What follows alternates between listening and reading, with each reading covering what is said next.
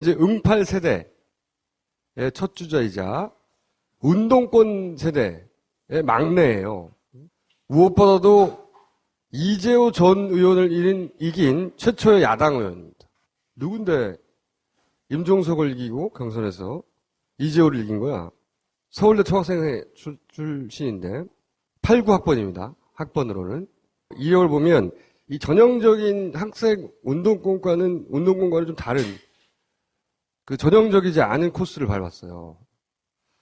여러 가지 특징이 많이 있습니다. 예를 들어서 총학생 회장으로 수배가 안 됐어요.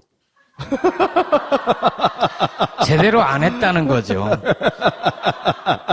왜 수배가 안 됐는지는 대부분 수배되거든요. 그 당시는 수배가 안 됐고. 그리고 군대도 갔어요. 그리고 군대도 네. 풀타임으로 갔어요. 병장 제대했고. 당선 순간의 사진인데 옆에 사람들 보십시오. 이렇게. 굉장히 쿨하게 옆에 사람들이 다 V를 그리고 있어요. 응? 캐치프레이즈가 또 특이합니다. 연신내 행운식당 둘째 아들. 이런 캐치프레이즈 잘 없어요. 어머님이 운영을 하시던 식당이라고 해요. 연신내에서. 근데 그걸 내세웠어요. 보통 작가가 질문지를 보냅니다. 그러면 그냥 질문지를 읽어보거든요. 이분은 답장을 보냈어요. 이런 분은 처음이에요. 우리는 절대 저거 안 물어보잖아요. 그렇죠. 절대 안 물어보거든요. 그냥 보내라고 하니까 귀찮아서 보내는 거예요, 우리가. 왜 이러는지 모르겠어요. 답변을 성실히 한 최초의 국회의원입니다. 자, 이쯤에서 강병원 의원을 모시겠습니다.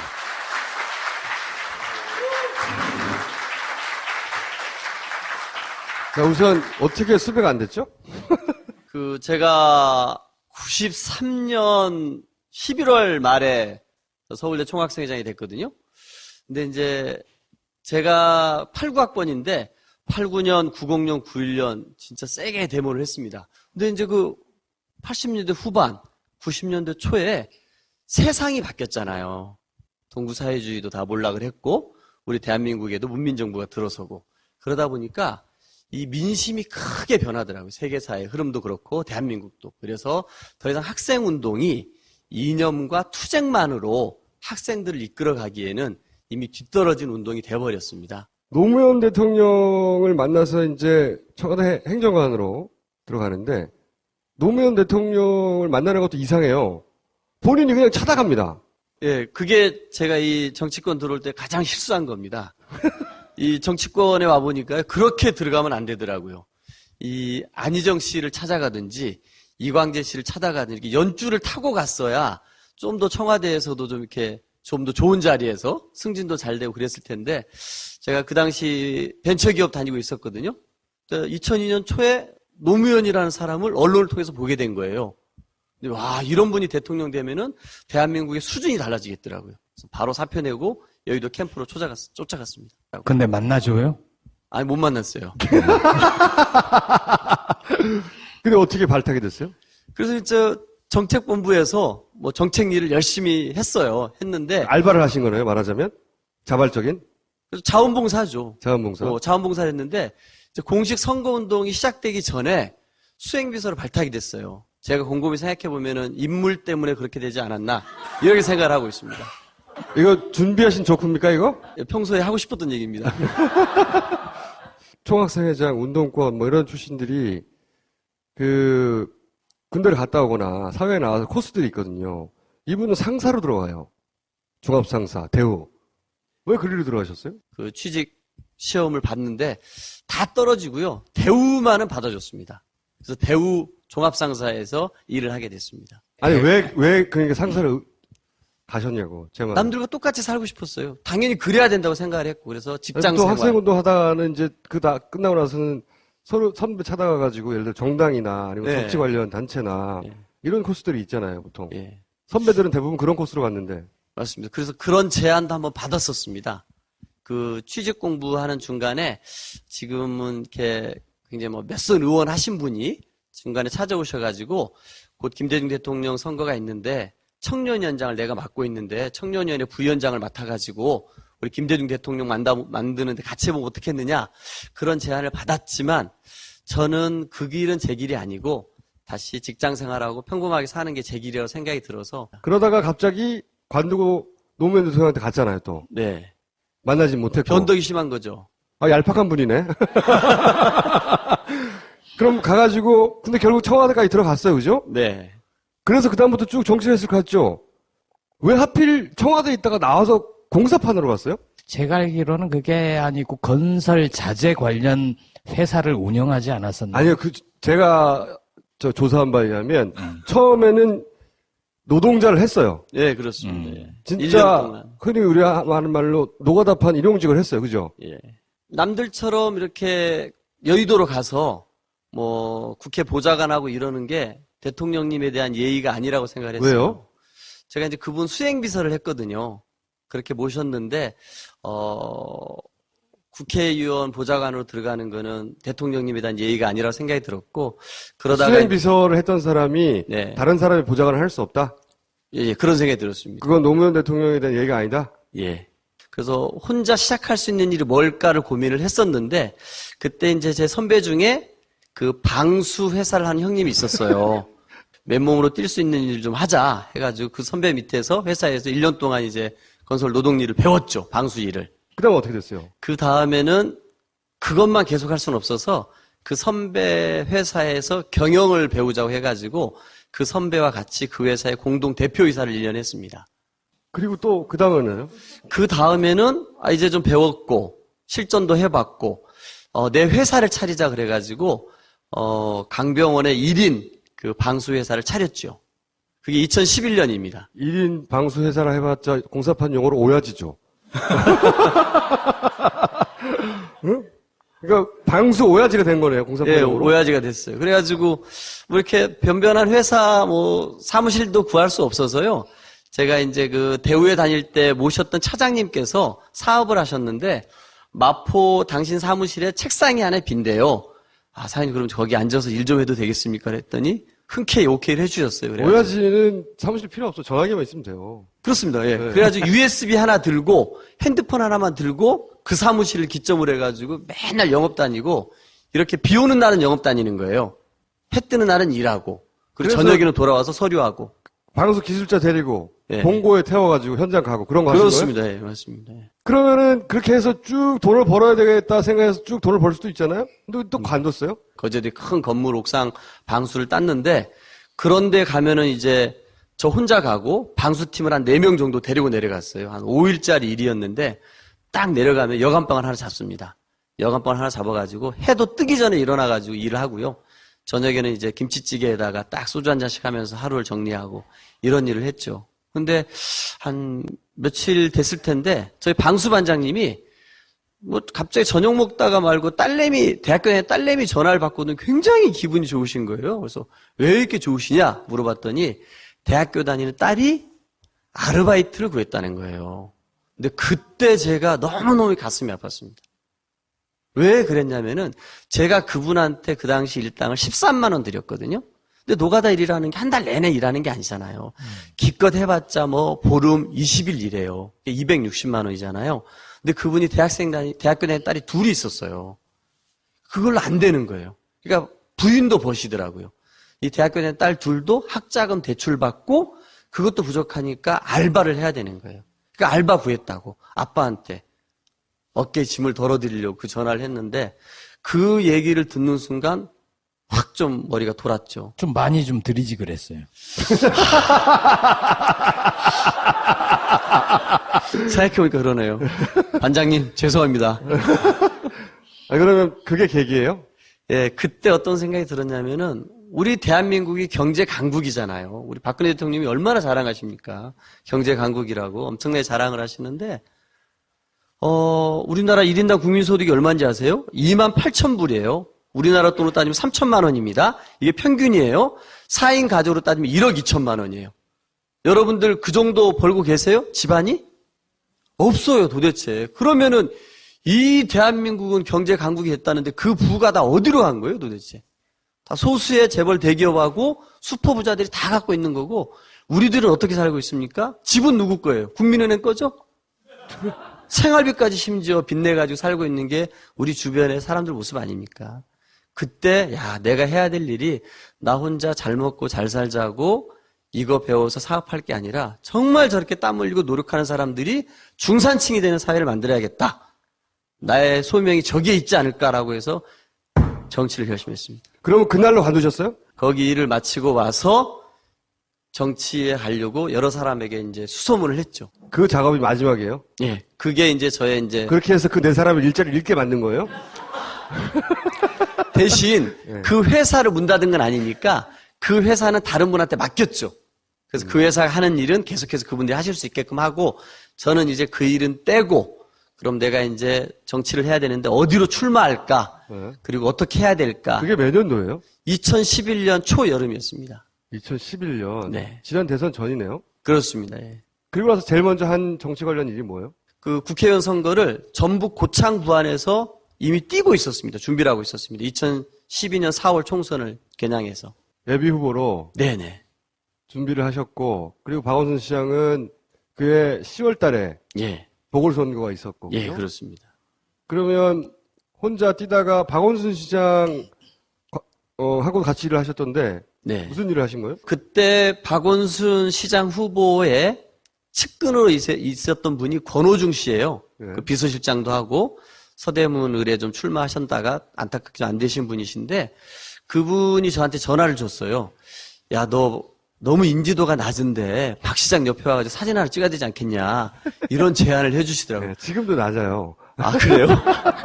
그래서 형 너무 고마워. 언제 가면 돼? 그랬더니 박원순 시장이 강남에서 선거 유세를 하실 때가 있대요. 그때 올라와라. 그럼 시장님 옆에 세워줄 테니까 그때 사진 찍어서 잘 쓰라고 하시더라고요. 그래가지고 그때 와가지고 박원순 시장님께서 강남 유세를 다니실 때 옆에 다녀가지고 굉장히 친한 사람인 것처럼 오랫동안 모셨던 것처럼 사진을 몇 컷 찍습니다. 그게 이제 오마이뉴스에도 나오고요. 그 다음에 저는 그 사진을 가지고 고창 부안에 내려가서 열심히 뿌렸죠. 저 이런 사람이에요. 참 구태의나 하네요. 네. 그래서 박 시장님은 저를 잘 모르세요, 그때는. 전혀 모르십니다. 아, 그럼 박 시장과의 인연은 그게 다예요? 네. 박원순 정책특보 이렇게 써있던데 그건 뭐예요? 보통 그 선거 때는 그런 명함을 막 임명을 하시잖아요. 저도 그래서 하나 얻은 거예요. 그 명함, 그런 명함을 가진 사람이 한 100명 정도 되죠. 그렇죠. 어쨌든 정책특보라고 명함을 받았지만 사진 몇 장 찍은 게 전부다? 그렇습니다. 네. 그러면 문재인 특보단 부단장, 부실장. 부실장 이건 역시 마찬가지 아니죠. 이거는 진짜로 뛰신 거예요? 그렇죠. 예. 일단 국회의원 선거에는 떨어졌고 떨어졌죠. 되게 자랑스럽죠. 모든 게 자랑스러워. 모르죠, 그 사람은. 떨어졌죠, 뭐. 경선에서 제가 그 57대 43으로 떨어졌어요. 김춘진 의원인가요? 예, 김춘진 의원이었습니다. 그러면 문재인 특보단 부실장은 어떻게 된 겁니까? 그래서 이제 대선이 이제 다가왔으니까 뭔가 또 역할을 해야 네. 정권 교체되면 또 뭔가 좀 이 바닥 들어섰으니까 정치를 계속할 수 있잖아요. 네. 뭔가를 해야 되잖아요. 그래서 그때 누구 도우셨어요? 또 날카로운 질문을 하시는데 그 경선 때는 제가 김두관 후보를 도왔습니다. 김두관 후보를 도왔는데 이분이 잘 안 되셨잖아요. 네. 뭔가 좀 이렇게 대선 후보 되신 분한테 가기 위해서는 뭔가 탈색을 해야 되잖아요. 탈색. 탈색을 엄청 힘들었어요. 뭐 색깔 때는 너무 힘들어가지고 아니, 어떻게든 김두관 후보가 해가지고 그때 당시 문재인 후보 막 공격했잖아요. 저는 안 했어요. 탈색을 어떻게 했어요? 탈색하기 쉽지 않았을 텐데. 네. 그러다 보니까 이제 김두관 캠프에서 일하다 보니까 먼저 찾아가기 그렇잖아요. 노무현 대통령 후보처럼 먼저 찾아가긴 그렇고 역시 주변을 막 쑤셨죠. 형님 나 대선인데 일해야 되지 않겠냐고. 그랬더니 어느 분이 추천을 해주셔가지고 특보단 부실장을 맡아가지고 정말 열심히 일을 했습니다. 그래서 서서히 그러면 좀 색깔을 빼고. 김두관 당시 후보한테 미안하지 않았고요. 뭐 세상에 그런 거죠. 정치판이 그렇습니다. 제가 그렇다고 제가 김두관 의원님을 이번에 지금 같이 초선 의원 아닌가요? 네, 맞습니다. 예. 그래서 사이좋게 잘 지내고 있습니다. 좋아하는 분이고. 잘 지내고 있습니다. 만약에 이번에도 김두관, 문재인 둘 다 나온다. 예. 누구 캠프로 갑니까, 이번에? 문재인이죠. 왜요? 왜 그러세요? 색깔 빼는데 힘들었다니까요. 아니, 김두관 후보가 도와달라고 하면요. 이번에는 죄송하다 그럴 겁니다. 예. 그리고 아마 저한테 도와달라고 하시진 않을 것 같아요. 왜요? 제가 봐서는 내년 대선에 우리 김두관 의원께서 나오시진 않을 것 같은데요. 근거는요? 왜냐하면은 초선 의원이신데 좀 더 입법부에 오셔서 법 만들고 뭔가 여러 가지 더 하신 후에 뭐 더 나오시더라도 나오시지 이번에는 나오시지는 않을 것 같습니다. 그래서 뭐 도지사도 했고 정치 장관도 했고 정치 경력이 부족한 건 아니잖아요. 나올 수도 있잖아요. 안 나오길 바라고 있는 거예요. 제가 그때도 무지 말씀드렸거든요. 경남도지사 그만두지 말고 네, 네. 나오시더라도 직을 유지하고 나오시던가 아니면 그렇죠. 나오지 마시라. 네, 네. 다들 야권에서는 그렇게 생각했죠. 근데 당시에 왜 그걸 다 던지고 나온 거예요?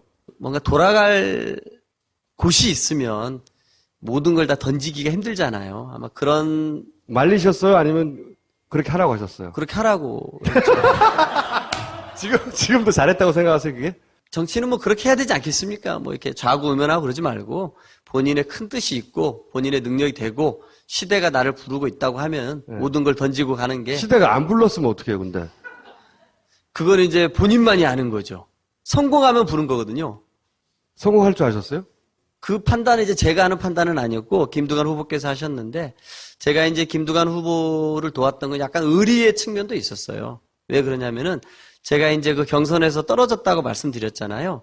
제가 그 고창 부안이라는 데는 제 고향이긴 하지만 제가 10살 때 서울에 올라왔어요. 네. 그리고 제가 또 부모님이 다 일찍 돌아가셔가지고 전북 고창 말씀하시는 거예요? 예. 네. 고창 부안에 제가 아는 사람도 한 50명? 부안은 인구 6만 중에 아는 사람 2명 있었거든요. 근데 그런데도 이제 호남 혁신 깃발 들고 가서 뛰었어요. 근데 경선에서 괜찮은 성적을 거뒀다고 생각을 해서 제가 총선 전에 떨어진 사람으로서 낙천 기념 북 콘서트를 고창에서 한번 열었어요. 그래서 네. 안치환 씨 부르고 해가지고 시원하게 쐈죠. 시원하게 쐈습니다. 근데 그 자리에 김두관 경남도지사께서 와주셨어요. 총선이 코앞이기 때문에 누가 오기가 쉽지 않지 않습니까? 근데 그래서 저로서는 유명 인사를 고마워서. 불러야 되는데 너무 고마운 분이었죠, 저에게는 그 당시에. 박원순이 문재인보다 나은 점이 뭐예요? 제가 봐서는 박원순 시장님 같은 경우는 약간 천재기가 있으신 것 같아요. 이렇게 서울 시정을 하시고 이런 정말 이렇게 여러 가지 수없이 굴러가는 사업들이 있는데 그런 분들을 챙기는 거 보면은 천재기가 있으신 것 같아요. 확실히 그런 부분. 문재인은 둔재고요? 그분은 인자무적이라고 할까요? 인자한 사람에겐 적이 없는 거죠. 제가 봐서는 문재인 후보는 정말 모든 사람들이 직접 뵙고 이렇게 말을 나눠보고 그러면은 빠져들 만큼의 훌륭한 인품을 가지고 있는데 단점은 뭡니까? 단점은? 단점이요? 네. 스트레스를 받으시면 이가 좀 많이 아프신 모양이던데요. 그 안타까운 점이지 그거. 아픈 점이죠, 그거는. 스트레스 좀 덜 받고 좀 이렇게 좀 뭐 심장이 아주 좀 탄탄해서 튼튼해서 스트레스 덜 받고 그러시면 좋지 않겠나 이런 생각이 듭니다. 아, 스트레스를 잘 받는 편이세요? 그거는 모르겠어요. 근데 가끔 이렇게 좀 힐링도 하러 가시잖아요. 그리고 스트레스 받으시면은 청와대 있을 때도 한번 스트레스가 심하셔가지고 일을 다 빠지고 그러셔가지고 임플란트를 다 하셨던 그런 일이 있으셨는데 좀 그런 부분에서 좀 이렇게 좀 어떤 이렇게 스트레스에도 좀 이렇게 강한 그런 멘탈이 강하실 텐데 더 강해지시면 좋겠다 이런 말씀이에요. 그래서 정치를 시작하셔서 여기까지 오는데 후회는 없으셨어요? 전혀 없습니다. 그러면 그 딸의 전화가 없었으면 계속 지금 방수 사장하고 있었겠네요? 그때 일을 잊지 않으려고 항상 생각하고 있고요. 그래서 항상 이렇게 정치인들에게 초심이란 얘기를 많이 하시지 않습니까? 그게 제 초심이고 또 다른 초심 하나는 연신내 해운식당 둘째 아들이 저희 또 하나의 초심이고 그건 그렇습니다. 어떤 의미예요? 저희 어머님께서는 42년 말띠세요. 그런데 33세 혼자 되셨어요. 그 전북 고창 그 시골에서 저와 형을 키울 수가 없는 거예요. 그래서 할아버지 할머니 댁에 저희 형제를 맡기고 서울에 올라오셔서 식무살이를 몇 년 하셨어요. 그래가지고 이제 은평구 구파발에 단칸 새방을 하나 마련하실 수 있게 되니까 저희 형제를 올렸죠. 그러시면서 어머니께서 연신내에서 행운식당을 여셨거든요. 그래서 저는 그 홀어머니의 눈물로 그 은평에서 초, 중고를 다 졸업을 했습니다. 그러다 보니까 그 연신내 행운식당 둘째 아들이라는 것은 제가 이 정치를 하는 출발이자 끝이 됩니다. 어머니가 좀 일찍 돌아가셨잖아요. 예. 이번 선거 때 어머니의 도움을 좀 많이 받으셨나요? 그렇죠. 그 연신내 행운식당 둘째 아들이었다라는 게 이번 선거 과정에서 많은 분들에게 회자가 됐던 모양이에요. 동네에서는. 예, 동네에서는. 그래서 그 동네에서 그 식당을 기억하시던가요, 어르신들이? 연배가 있으신 분들은 간혹 있으시더라고. 그런 분들을 만나 뵈면 너무너무 감사하고 제가 사진 찍고 페북에도 올리고 그랬었는데요. 돌아가신 어머니의 그 음덕으로 되지 않았나 이렇게 생각을 합니다. 그러면 다른 국회의원들과 나는 이렇게 다를 것이다. 다른 점이요? 우리는 뭘 기대해야 됩니까? 이제 정치를 하겠다고 국회의원이 됐잖아요. 월급제의가 아니지 않습니까? 한 번을 하더라도 제대로 해야 한다고 생각을 해요. 그리고 본인에게 분명히 정치를 하면서 때가 온다고 봅니다. 내가 무언가를 위해서 모든 걸 던지고 도전해야 될 때, 그때 하겠습니다. 그리고 그때 죄가 아니라 그러면은 죄가 아닌 거, 시대에 맞지 않는 거죠. 그때 과감하게 모든 걸 내려놓을 수 있는 그런 정신이 되고 싶고요. 제가 좀 약속했던 거 있잖아요. 제가 이제 선거 때 이 동일 가치 노동에는 동일한 임금을 줘야 되고 동일한 처우를 해야 된다는 얘기를 많이 했습니다. 남녀든 비정규직이든 차별 없이. 그렇죠. 이제 그거를 꼭 한번 제가 10년이 됐든 20년이 됐든 우리 대한민국이 이 문제를 해결할 때만이 저는 우리 대한민국의 새로운 미래가 열릴 수 있다고 비정규직 생각합니다. 문제를 먼저 해결해야 돼요? 아니면 남녀 급여 차를 먼저 해결해야 돼요? 일단은 비정규직부터 하겠습니다. 상임위 어디로 가셨죠? 환경노동위원회 가서 배정을 받았습니다. 왜 비정규직이 먼저 급해요? 남녀 급여 차이보다? 그게 더 오래된 역사의 차별인데? 남녀가 더 오래됐잖아요. 오래된 만큼 그만큼 또 해결하는데 더 많은 어려움이 있는 것 같아요. 근데 이제 비정규직과 정규직의 문제는 같은 공간에서 일을 하잖아요. 어떤 분은 오른쪽에 문을 달고 있고 어떤 분은 왼쪽에서 문을 달아요. 근데 이분은 100만 원을 받고 이분은 50만 원을 받잖아요. 같은 일을 하고 같은 인간인데. 그래서 이 문제가 훨씬 더 치고 들어가기에 송곳처럼 날카롭게 해서 치고 들어가기에 좋은 문제, 좋은 꼭 고쳐야 될 문제가 아닌가. 본인의 임무 첫 번째는 비정규직 임금 차별 없앤다. 네. 두 번째는 그럼 남녀 급여 차이를 없애는 거예요? 뭐 두 번째 그렇게 순위 남녀 문제 가지고 순위를 잡아오질 않았는데요. 또 하나 제가 밀고 있는 거는 최저임금 인상입니다. 최저임금. 얼마로요? 일단은 저희 당이 2020년까지 10,000원으로 올리겠다고 했잖아요. 그리고 다른 정당에서는 지금 당장 10,000원이라고 하시는 분들도 있고 새누리당 같은 경우는 9,000원으로 올려야 된다고 얘기를 했거든요. 저는 9,000원에 준하는 효과. 효과. 그쵸. 9,000원이라고 얘기한 적이 없어. 처음에 했었어요. 했다가 며칠 있다 바꿨어요. 그런 효과를 내도록 하겠다. 이 말도 안 저는 되는 이럴 소리인데. 때 우리 새누리당을 확 잡아야 된다고 생각합니다. 박근혜 대통령도 확 잡아서 정말 우리 사회의 소득의 불평등과 양극화가 너무너무 심각하잖아요. 이 문제가 방치되면은 이 대한민국 공동체가 위험합니다. 이미 위험해지고 있잖아요. 이민을 가겠다고 하시고 헬조선이라고 얘기하고 있고 민주주의 같은 경우는 이 권력과 돈을 가진 사람들이 좌지우지를 할 정도로 민주주의도 상당히 위험하죠. 인간의 존엄성은 이미 많이 파괴되고 있지 않습니까? 끔찍한 사고들의 그 근원은 이런 소득의 불평등, 양극화 문제가 있다고 생각이 들거든요. 그런 면에서 정말 박근혜 대통령과 새누리당은 했던 말들에 좀 책임질 수 있고 정말 협치의 모습을 여기에서부터 보여줘가지고 이 땅의 많은 젊은 분들 그리고 정말 저임금에 시달리시는 분들에게 희망의 정치를 여기에서부터 한번 출발했으면 좋겠다는 생각이 듭니다. 안철수 대표의 장점과 단점이 뭐예요? 장점이요? 뭐 잘 모르겠어요. 단점은 저는 그렇게 안 할 것 같아요. 제가 아까도 말씀드렸지만 정치는 시대가 있잖아요. 그 시대에 맞는 자기 역할을 저는 충실히 해야 된다고 생각하거든요. 안철수 대표에게 우리 국민들이 요구했던 것은 새로운 정치였지 않습니까? 그리고 그거에 관해서 뭔가 우리 국민들이 요구하는 에너지를 모아서 본인이 뭔가 역할을 했어야 되는데 그 시기를 너무 오래 끌었다 그럴까요? 그때 본인이 결단하고 해야 될 일을 못 하셨어요. 저는 그런 부분에서 안철수 그때가 대표 언제예요? 본인이 그 한참 떴을 때죠. 저는 거기에서 본인이 가지고 있는 그거에 대해서 시대가 요구했던 거기 때문에 거기에 충분히 맞는 역할을 하셨어야 된다고 생각하는데 그걸 저는 못했다고 생각이 듭니다. 그래서 제가 이렇게 막 이렇게 그걸 좋아하는 스타일은 아닙니다. 자, 한 줄로 평해주세요. 김종인. 며칠 전에 저희 당에 이제 만 45세 의원들하고 저녁을 이렇게 한번 김종인 대표님과 한 적이 있었는데요. 소맥을 잘 드시더라고요. 술 되게 잘 드세요. 네. 그게 한 줄 평이에요? 네. 저는 이렇게 술 잘 드시는 분이 좋거든요. 예, 소맥을 잘 드신다. 네, 잘 드시고, 중간에 이제, 여러 이제 좀 본인이 좀 실수하신 것도 있지만, 저희 당에서는 위기의 순간에 오셔서 어쨌든 큰 역할을 해주셨잖아요.